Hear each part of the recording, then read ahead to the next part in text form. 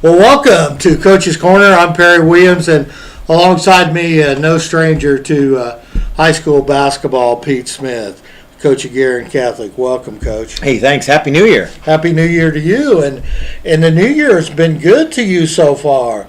Put a little smile on your face. 6-1 since 2017 started. Great start. Thank you. We're off to a good start. Coming off a couple wins.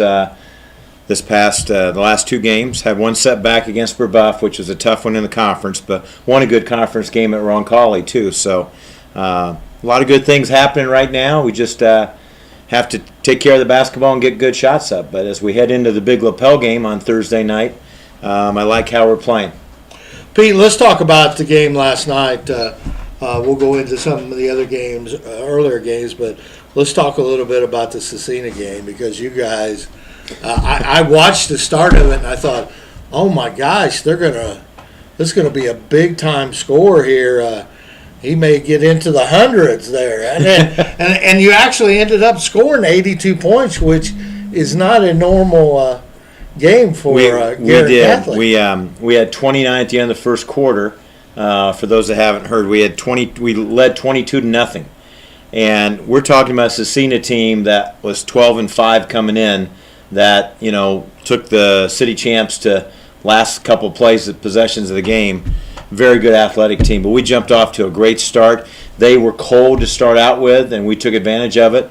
Scored 29 in the first quarter. So if you do the math, looks like we're going to be pretty good. You were putting 120 in your mind, right? Well, one of my assistants he said that. He said, "Wow, we're good." But obviously things turn around, and we had a dogfight in the fourth quarter to be able to win. But our free throw shooting really was a big key. We were 20 of 23 in the game at the free throw line, and in the fourth quarter we were 13 of 14 when they fouled to make their comeback. So. Those are the high points of it. As a team, we shot barely over 50%, but it's a good game because we're not a really good shooting team, as you can see on the season. Yes. We're only shooting 43.3, so I think that's a good positive as we go into these last games, the regular season of the tournament, is that we're a better shooting team than that. We're not taking contested shots anymore. The downside of that, as we talked about, is we still made too many turnovers last night. We made 16 turnovers. Credit Cecina. They do a great job defensively, but some of them were just unforced turnovers, and we kind of reverted back to that. In our previous wins, like against LCC and against Roncalli, our turnover numbers were down. Brebeuf, we had 12, and that's too good against a team that's playing as well as Brebeuf is right now. Cecina, you think that the turnovers may be because of you said they had a lot of quickness. Oh my goodness, they have 4 Division I type athletes that can run, jump, dunk, shoot from good range, and we mixed up defenses a lot last night to try to combat what they were starting to do. But the bottom line, some of our turnovers were really the bugaboo for us. And you had to be thrilled. I know that they've been really tough on Jack Hansen because double teaming and triple teaming him, but Zach Munson jumped out that first quarter. He had 11? He had 11 points, and Jack had 10 in the first quarter. And we were talking off the air. Zach's come on the last 2 games. He's had 21 points each game at Central Catholic, and then last night. And part of it is because I think he keeps getting better. Part of it is because they are really having an emphasis inside on stopping Jack Hansen, and Cam Dixon, our 6'6" senior center, has also been more of a presence. He scored the first 2 baskets last night that really got us off to a good start in the second half. And against Central Catholic, he had 10 points and 7 rebounds and really dominated the inside. And the more he continues to come along, I mean, here's a kid that played part-time JV last year, so this is more varsity experience, and he's starting to learn and adapt to it better. It's great when you see kids around the county that have, like Dixon, that have paid their dues, okay?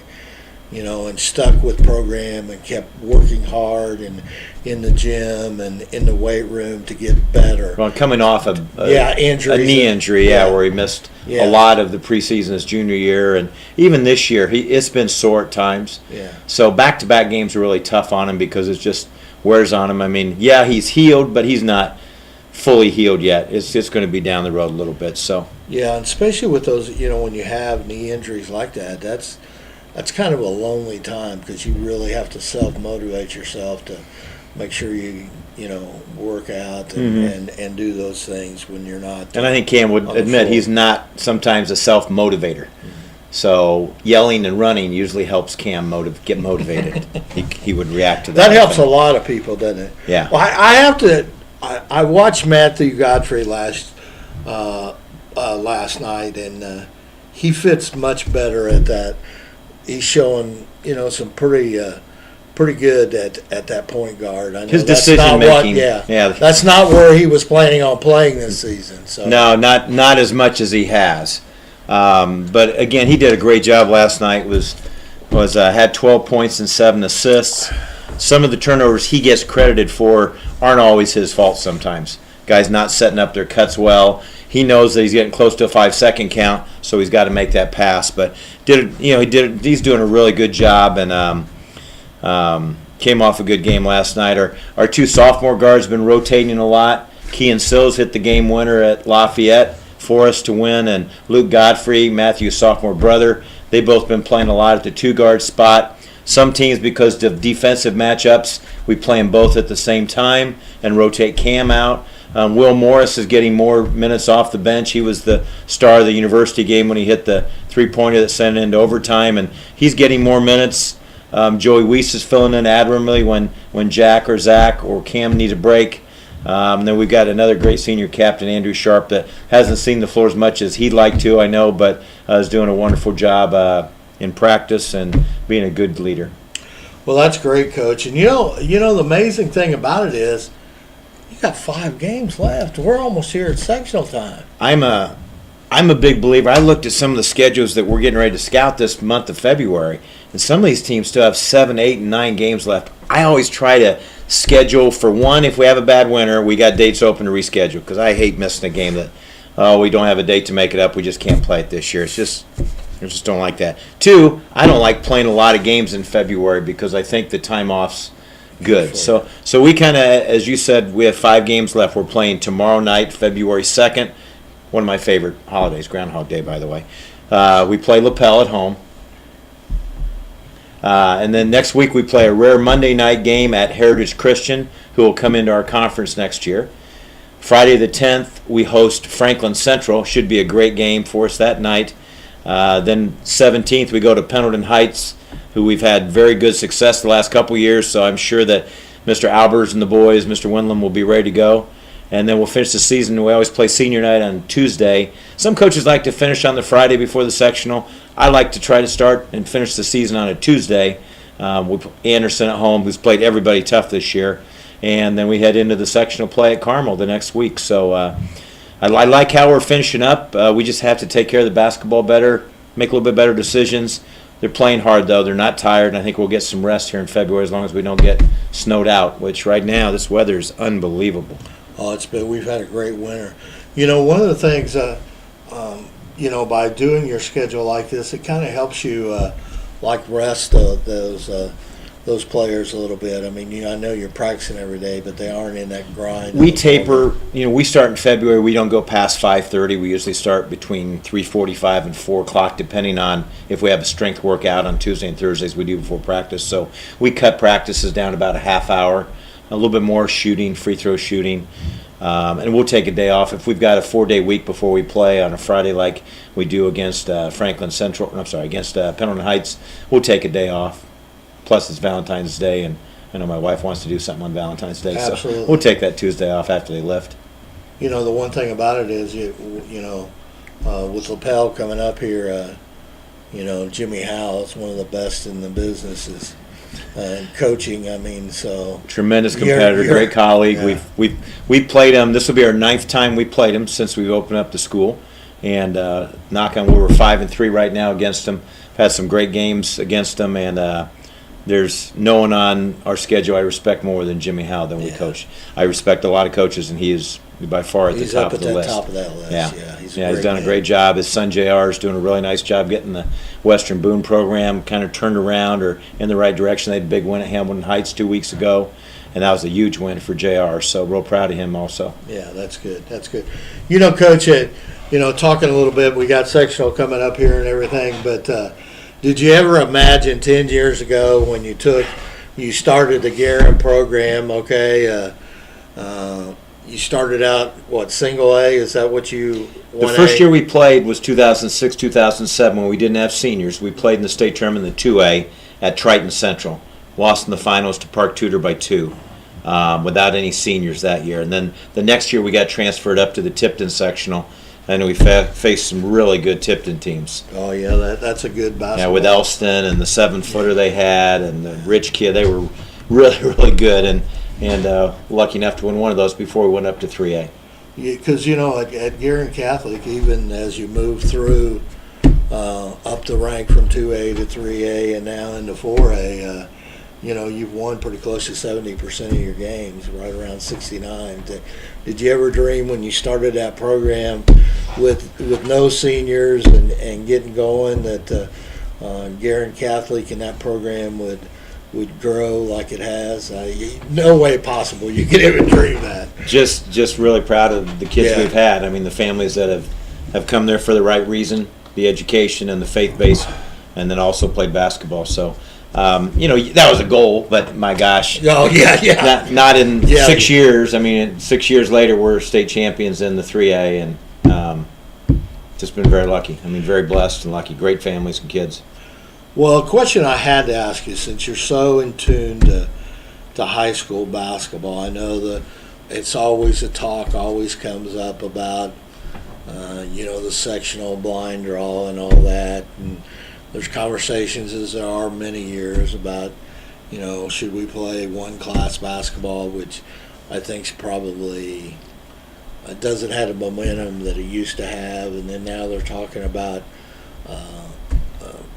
maybe seeding teams and stuff like that. You have any thoughts about any of that? I don't vote for any more change than we've already made. I was disappointed with the change back when this all started in 1997, right, when we went to classes. I was the coach at Penn High School, and a number of us went around the state to get the referendum it's referendum. I went around the state with a number of coaches and principals to have them re-vote again on class sports. Once they voted that class sports was there, I didn't pout about it. Okay, that's what it is. It's going to change a lot of tradition and background in high school sports, particularly basketball, obviously, which is my passion, and the state really takes a lot of pride in it. But I don't want to see any more changes. I mean, it just skews things a little bit when you talk about history, and we've already skewed things enough by putting that silly three-point line on back in 1987. I wasn't a big fan of that either. I mean, just think of the records that would have changed or would not have changed actually if the three-point line wasn't put on. With all due respect to Damon Bailey, I mean, you still be talking more about Mount and Shepherd and people that still shot from that far back for a 2-point shot. Right. But that being said, it's here. We use it. I like it, but I didn't think it was a bad game that we had to change. I didn't think there was a lack of interest and we needed to do that. But the start in the NBA, then the colleges, and everything just kind of filters down from the professional level, whether we as coaches like it or not. Our hands are tied. And the one thing that hasn't happened yet is the shot clock in high school basketball. And I remember sitting in a meeting, I may have told you this, 1997, and it was time to add the shot clock according to the National Federation. I think it was in New Orleans, and at a meeting. And a lot of schools protested because there's a lot of small schools that don't have the budget they said, we're still paying for that, repainting our floor. We don't do that every few years like schools luckily we're blessed with because of the tax money we have in Hamilton County. And now we have to put a clock on top of our backboards. So that's one of the fights. That's the reason why a lot of states, there are a couple I think, but I'd have to look, that have gone to it, but the Federation has not accepted and said states have to use a shot clock. So at least we preserve that if you want to hold the ball because you got a lead and you have skilled players that are good ball handlers that won't mess it up, not like us a couple times last night, but then you're a good basketball team, your kids are fundamentally sound, your team deserves it. So yeah. I know sometimes it gets boring when teams ice the ball. I mean, I was talking to Cliff Hawkins earlier today, coach at Madison, and they lost 39-27 the other night to Floyd Central, who's having a really good season down south. And he said, our kids had to make 10 passes before we tried to score because they were that much talented. You put a shot clock in, teams like Madison is having a young, inexperienced team playing a really good Floyd Center. The score is going to be astronomical if they have to get a shot up every 30 seconds. And it's going to take away from you using some of your coaching skills to take care of that. Yeah. And I mean, really, because let's face it, there's a lot of times when you, especially even in this area, when you face teams that, if you let them get up and down the floor, you're going to be in trouble. So we're a dying breed. Yeah. I mean, yeah, it certainly we're is. a dying breed, and with the style they play in the summers with their club teams and AAU teams, that's the way they race. Yeah, I mean, so that's the way it is. Yeah, I understand. I'm a dinosaur. No offense, you're a dinosaur. Oh, absolutely. So, because I'm an elephant probably, but you're a dinosaur. But the one thing about it is the advantage that I like about the game is, we're going to have this blind draw in the sectional coming up here in a couple weeks, and it can end up interesting. I mean, if you get two teams that are two powerhouses and they draw each other and you get a bye. And I'm on the other side of that bracket. Yeah, I mean, man, it can make a world of difference where you only have to put together maybe one or two good games to get out of a sectional. And when you play, and, some of those sectionals aren't as blessed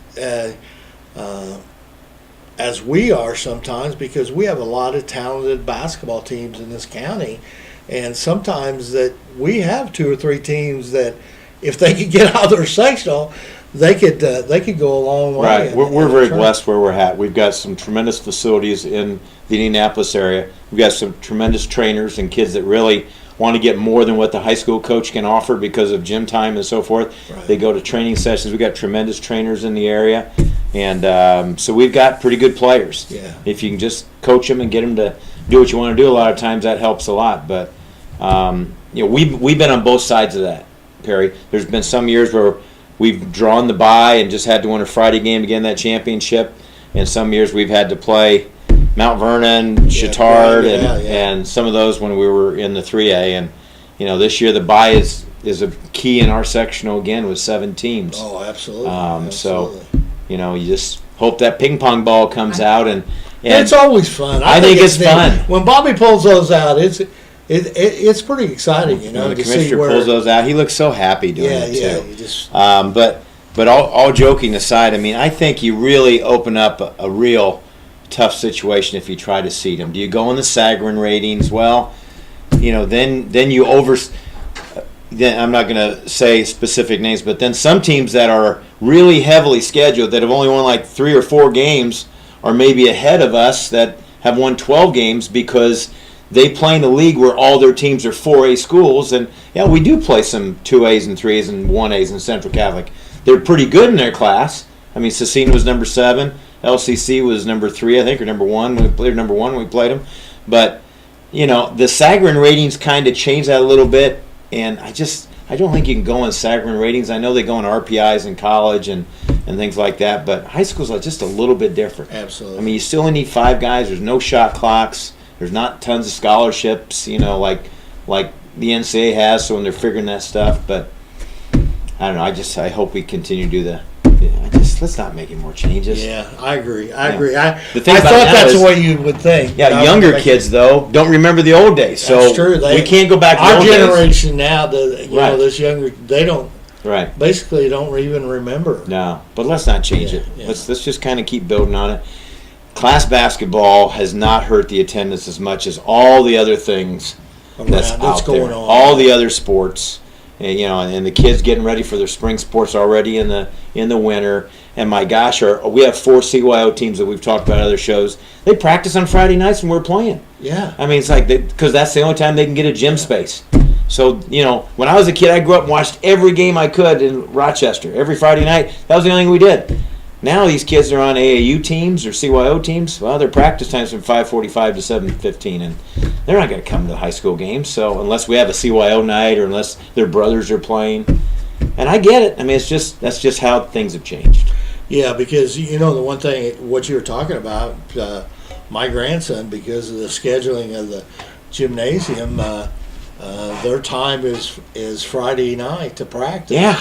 Okay, so, you either don't practice or Right. to go to the ball game, and we were brought up in that era that Friday night was basketball. I mean, there wasn't any other Right. activities planned or anything. But now, even on the girls' side, Jim and I will drive up to the high schools and stuff and think, oh my gosh, there's going to be a huge crowd here tonight. And you walk in, you find out that they got a girls' basketball game, a swim meet, a wrestling match, and something going on in the theater. I mean, we didn't have as many things going on, so I mean, it was king back then.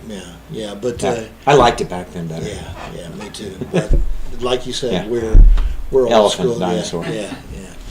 Well, thanks, Coach. I appreciate you coming on today. And I want to schedule again. We'll do this off the air, but with the sectional coming up here in the near future, right after the draw, we want to sit down and talk and kind of break down some of the games coming up. Who do you see that, because I don't care what anybody says, I've seen a lot of teams that have been undefeated in the regular season get knocked off in a sectional regional, but Been there one time. Yeah, and so here in Central Indiana, it's kind of tough for you to speak for the whole state. But who are some of the teams? I still think North Central's awfully good. I know they've lost 3 out of the last 4 games, but they had they battled to win some really tough games. And from their starting lineup is really good if they stay healthy. Last year, I thought they were going to make a run. Then Mateo got hurt, their point guard. Right. And point guards are really important. It's hard to bet against them. I think New Albany's got Romeo. Warren Central's playing great. They're not tournament tested tough like North Central's been, but they're having a great stretch right now. I think it's just really hard to pick. Up north, the Fort Wayne Northside team is very, very good. South Bend Riley still hasn't lost a game yet, I don't believe. They've got Penn coming up, which is Coach Rose isn't having a great season, but they're still always tough. The region, Valpo's had a good year this year in Merrillville, but I'm not a good prognosticator. And it's really tough to do that. I mean, because matchups, like you say, are draws. And that sectional in things. Indianapolis. Yeah. Our sectional is going to be a good one, but that sectional in Indianapolis and some of the other classes that I never want to, because I've been in 2A and 3A, and we're going back to 3A next year unless we do really well this year. There's a lot of great sectionals in every class, so absolutely, it's pretty cool. I mean, I don't see anybody that's just dominating any of those classes right now. I mean, North Central came back to the pack, but I still think they've got a really good team when they got Wilkes and those guys. Yeah, that's a great team. Emmanuel Little's a big key. When he's playing well, they're really tough. Yeah, and Coach Mitchell's won a few. He has won a few basketball games. Yeah, and, he sure has. He does it well down there in North Central. Referees love him. Yeah, I'm sure of that.